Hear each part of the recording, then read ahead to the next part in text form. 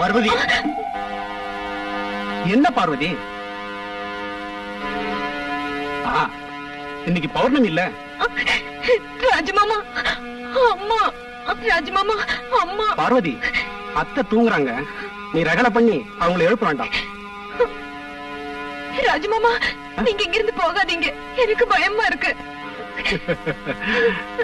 பைத்தியக்காரி, முன்னால திப்பு சுல்தானை எதிர்த்து போராடின மகாவீர மகாராஜன் பரம்பரை நம்மளுது. இந்த குடும்பத்துல பேடிகள் யாரும் பிறந்ததில்லை. விளக்கு அணைச்சிட்டு படுத்து தூங்கு.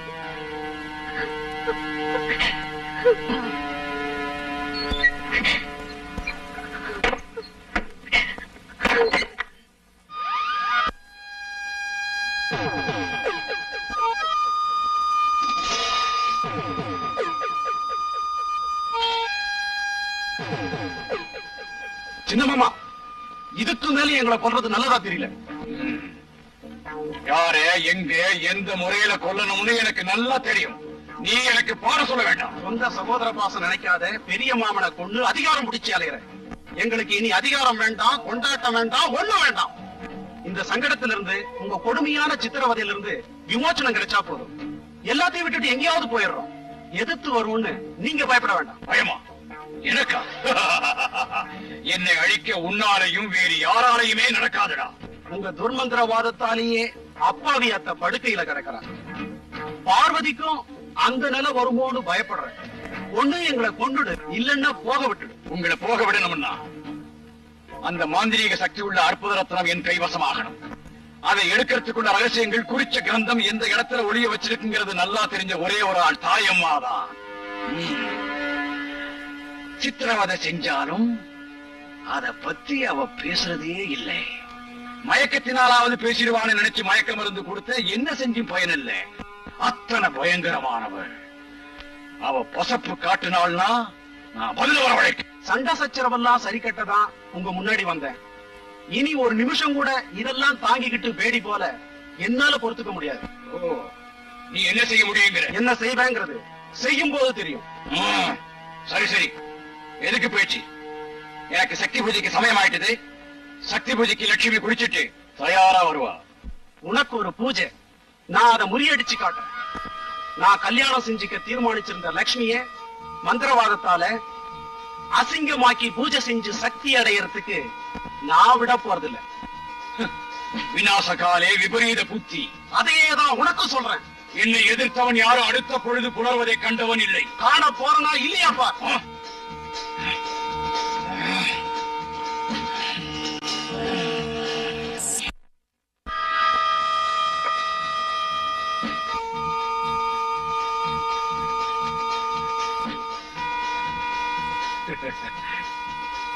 இங்க விளக்க எடுத்துட்டு ஏமா வந்த? இங்க இருக்கிற விளக்கு போதாது? ஐயோ, இதெல்லாம் நம்ப கூடாது மாமா. குட்டி மாமா கிட்ட லெட்டர் வந்ததா மாமா? இத பாரு, இனிமே அவனை குட்டி மாமான்னு கூப்பிடக்கூடாது. அவன் பிரிட்டிஷ் ஆர்மில பெரிய ஆபீசர், லெப்டினன்ட் கர்னல் ரவீந்திரவர்மா இல்லையா? அவனுக்குதான் காகிதம் எழுதிட்டு இருக்கேன். அவனை பார்க்கணும்னு ஆசையா இருக்கு. நான் போறேன். சரி.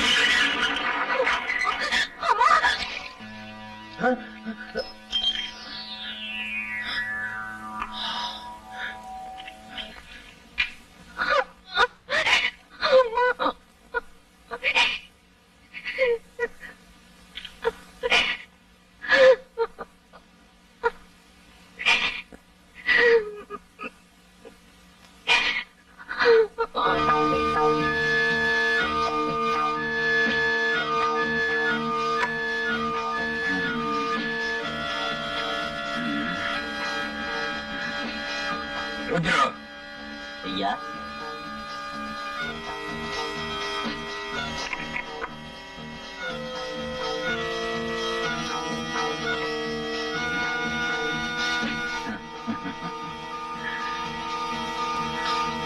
பயப்பட வேண்டாம். இல்ல,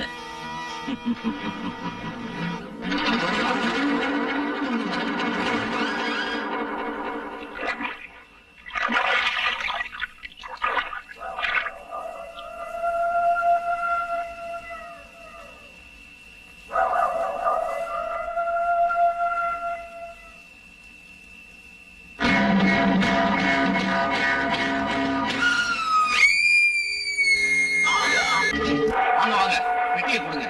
அக்கோட்ட குரு உங்களை அழைச்சிட்டு சொன்னார். அப்படியா? குரு சமைக்கமா இருக்காங்களா? இருக்காருங்க, வாங்க போலாம். ஜெய் ஹனுமான். குரு. ஆ. ஓ, ரவி வந்துட்டியா? வந்துட்டீல்ல, இப்ப நிம்மதி.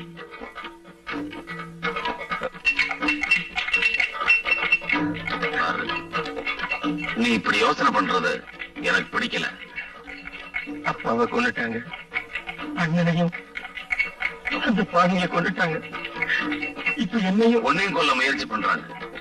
அந்த வம்சத்துல இருக்கிறது நீ ஒருத்தன்தான். குரு, அத்தையம்மாவும் பார்வதியும் ரொம்ப வசனப்படுறாங்க. என்னோட அண்ணன்னா ரொம்ப இஷ்டம் அவங்களுக்கு. நான் அத்தையம்மாவையும் பார்வதியையும் போய் பார்க்கணும்னு நினைச்சேன். இப்ப வேண்டாம் மகனே, நீ வந்திருக்கிற விஷயம் அந்த துரோகி மகேந்திரவர்மனுக்கு தெரியக்கூடாது. தெரிஞ்சா தாயம்மாவையும் பார்வதியையும் அரண்மனை சிறையில் அடைச்சு வச்ச மாதிரி அங்க உன்னையும் அடைச்சு வச்சிருவான்.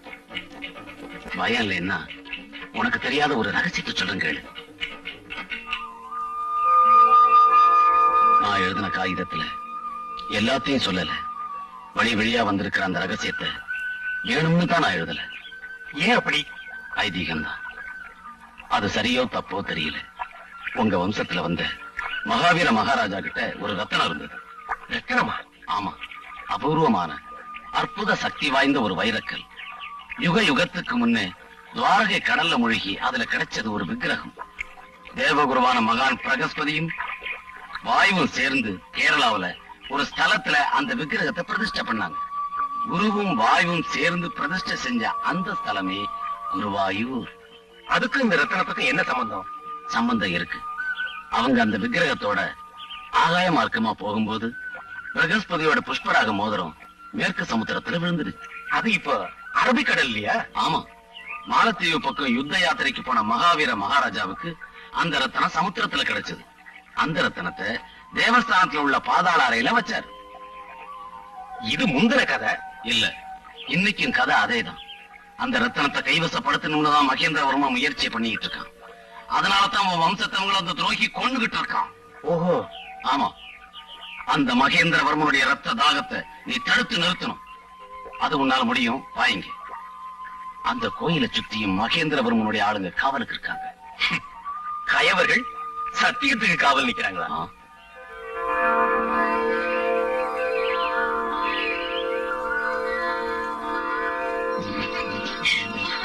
மாமா, குட்டி மாமா.